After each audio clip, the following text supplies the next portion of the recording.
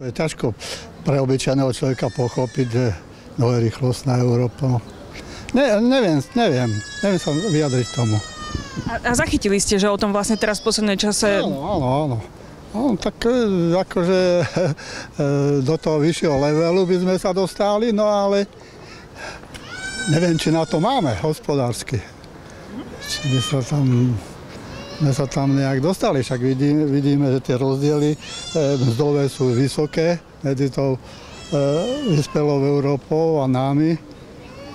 Tak teraz nakoniec bol štrajk, sa to žadovali vyšších miest ako v Nemecku, ale však to je otázka na dlhé roky, takéto niečo dosiahnuť. Neviem, či by to bolo dobre. A ešte sa vás pýtam, myslíte si, že by politici mali takéto témy, ktoré sú v podstate dôležité, ľuďom aj lepšie vysvetľovať, aby vlastne tí ľudia aj vedeli sa rozhodnúť? No tak samozrejme, lebo viete, obyčajný človek má svoje starosti, zapodieva sa s tými a tieto politické veci, to sú dosť zložitá vec.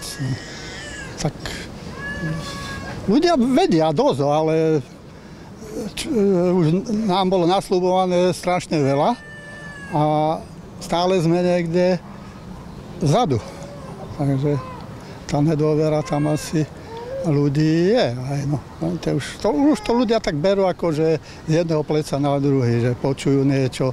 O tom by mohli akože vysvetľovať viac, sa angažovať v tomto, no ale treba priniesť aj nejaké výsledky.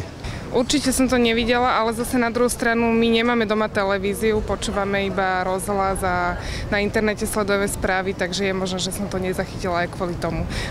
Asi nie, alebo ma to minulo. A máte aspoň poňatia, že čo by to mohlo byť? Nie. Vôbec. Neviem povedať. Možno, že teda by to bolo lepšie aj trošku viac teda objasniť. A ako to vnímate vy, čo podľa vás to môže znamenať tá dvojrýchlostná Európa?